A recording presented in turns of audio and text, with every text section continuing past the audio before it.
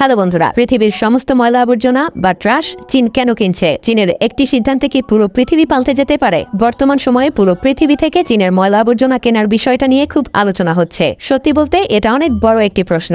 এসব প্রশ্নের উত্তর দেওয়ার আগে আপনাদেরকে বলে রাখি, চীনের কিছু সিদ্ধান্তে পুরো পৃথিবীতে আজ অন্যরকম প্রভাব পড়ছে, যা এই পৃথিবী এর আগে কখনো দেখেনি। আপনি কি জানেন আপনার ঘর থেকে বের করে দেয়া ময়লা আবর্জনা কোথায় যায়? হয়তো ভাবছেন ময়লা আবর্জনা রিসাইকেল হয়ে যায়। হ্যাঁ, ঠিকই ধরেছেন, কিন্তু আপনি কি বলতে পারবেন এসব ময়লা আবর্জনা কে বা কারা রিসাইকেল করে থাকে? এমন কোন কোম্পানি কি আছে যারা রিসাইকেল প্ল্যান্ট চালনা করে থাকে? একবার ভেবে দেখুন, পুরো পৃথিবীর ময়লা আবর্জনা ঠিক কোথায় যেতে পারে? কোথায় জায়ান্ট আকৃতির সব রিসাইকেল প্ল্যান্ট রয়েছে? আসলে পুরো পৃথিবী আজ এসব প্রশ্নের উত্তর খুঁজছে। বর্তমান পৃথিবীতে একটি অনেক বড় ট্রাশ ক্রাইসিস শুরু হয়ে গিয়েছে। আসলে এসব কিছুর কারণ জানতে হলে আমাদেরকে 15-20 বছর পেছনে ফিরে যেতে হবে। আসলে বর্তমান পৃথিবীতে যেমন সবার মনে একই প্রশ্ন যে ময়লা আবর্জনা কে রিসাইকেল করবে, ঠিক 15-20 বছর আগে সেই সময়টাতেও মানুষের মনে এই একই প্রশ্ন ছিল। সেই সময়টাতে কিছু পশ্চিমা দেশ রিসাইক্লিং প্রসেস সম্পর্কে সবাইকে অবহিত করতে থাকে। বিভিন্ন অলিগলিতে বিভিন্ন রঙের ডাস্টবিন রাখা হয়। মানুষকে শেখানো হয় কোন ময়লা আবর্জনা কোন রঙের ডাস্টবিনে রাখতে হবে। মানুষকে সচেতন করার জন্য বিভিন্ন সোশ্যাল মিডিয়াতে নানা রকম কমার্শিয়াল অ্যাডের প্রচারণা চালানো হতো।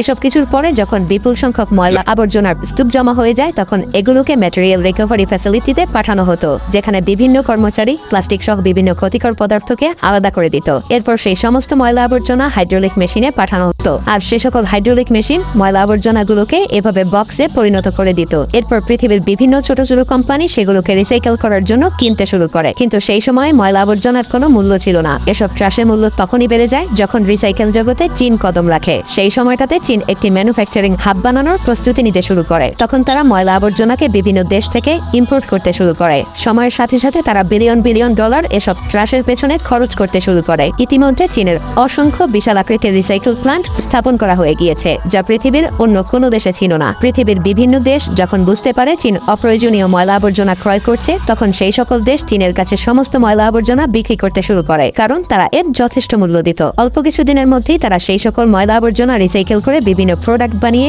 সেগুলোকে আবার দেশেই বিক্রি করতে শুরু করে। চীন এটা করতে পেরেছে কারণ চীনের শ্রমিকের মূল্য অনেক কম, সেখানে প্রচুর পরিমাণ ওয়ার্কারও রয়েছে, তাই তারা এটা খুবই সহজে অল্প মূল্যে করতে পারত। এরপর এমন একটা সময় আসে যে সময়টাতে পৃথিবীর 70% ট্রাশ চীনে এক্সপোর্ট করা শুরু হয়। যেমন শুধুমাত্র 2016 সালেই যুক্তরাষ্ট্র চীনে প্রায় 7 মিলিয়ন টন ট্রাশ এক্সপোর্ট করেছিল।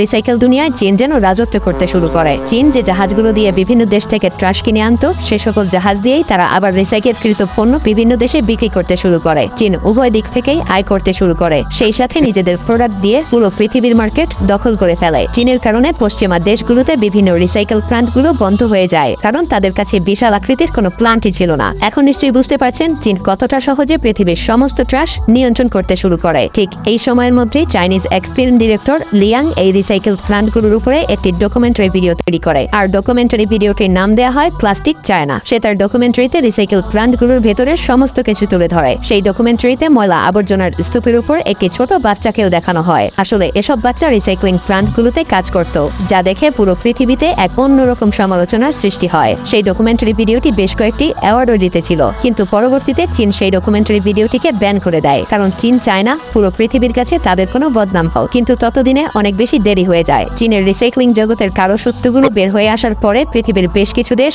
নানা রকম পদক্ষেপ নিতে শুরু করে। চীনের পিপলস লিবারেশন আর্মির অনেক বদনাম হতে শুরু করে। এরপর চাইনিজ গভর্নমেন্ট তাদের বেশ কিছু নীতি পরিবর্তন করে। 2017 সালে তারা ওয়ার্ল্ড ট্রেড অর্গানাইজেশনে গিয়ে বলে এখন থেকে তারা আর বেশি পদার্থ রিসাইকেল করবে না, যেমন কা, কটন, পেপার এবং প্লাস্টিক। চায়না এই অপারেশনের নাম দেয় অপারেশন ন্যাশনাল সোর্ব। চীন থেকে আরো বলা হয় তারা পৃথিবী থেকে নিয়ে আসা খুবই কম পরিমাণ ট্রাশই রিসাইকেল করবে, যেগুলো দিয়ে বেশ ভালো প্রোডাক্ট তৈরি করা সম্ভব। সেই সাথে যাতে করে পলিউশন কন্ট্রোল করা যায়, যাতে করে পরিবেশ দূষণ না হয়, কারণ তাদের প্ল্যান্টের কারণে চীনে প্রচুর পরিমাণ বায়ু দূষিত হতে থাকে। মানুষ নানা রকম অসুখ বিসুখে ভুগতে শুরু করেছিল। পুরো চীন যেন দূষিত হয়ে গিয়েছিল। কিন্তু তাদের সিদ্ধান্ত পুরো পৃথিবীতে হইচই ফেলে দেয়, কারণ চীন যে সকল ময়লা আবর্জনা $300 দিয়ে কিন্তু সেগুলোর মূল্য আজ মাত্র $40। সেই সাথে চীন আরো বলে তাদের দেশের ট্রাশ বিক্রি করতে হলে অবশ্যই সেগুলোকে পরিষ্কার পরিচ্ছন্ন থাকতে হবে, অন্যথায় তারা সেগুলো আর কিনবে না। তাই আজ পুরো বিশ্বে ট্রাশ ক্রাইসিস শুরু হয়ে গিয়েছে। তবে মালয়েশিয়া এবং থাইল্যান্ডের মানুষের কিছু নতুন কাজের সৃষ্টি হয়েছে। বর্তমানে পৃথিবীর সমস্ত ময়লা আবর্জনা প্রথমে থাইল্যান্ড এবং মালয়েশিয়াতে পরিষ্কার করার জন্য পাঠানো হয়, আর তারপর সেখান থেকে সেগুলোকে চীনে পাঠানো হয়, যাতে করে অপরিষ্কার ময়লা আবর্জনা চীনের আবহাওয়াকে দূষিত না করে। তবে বর্তমান সময়ে অনেক বড় বড় ইনভেস্টর ময়লা আবর্জনা পরিষ্কার করার কাজে ইনভেস্ট করতে শুরু করেছে।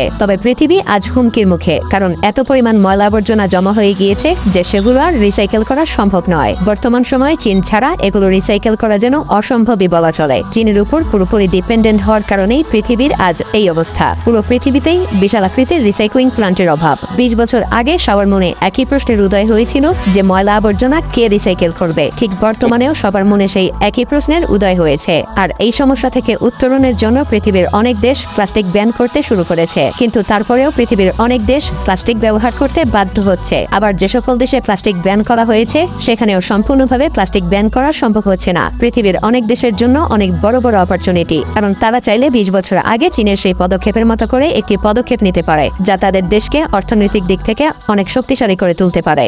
ভিডিওটি ভালো লাগলে শেয়ার করুন। তো দেখা হচ্ছে আগামী এপিসোডে। ততক্ষণ পর্যন্ত ভালো থাকবেন। ধন্যবাদ।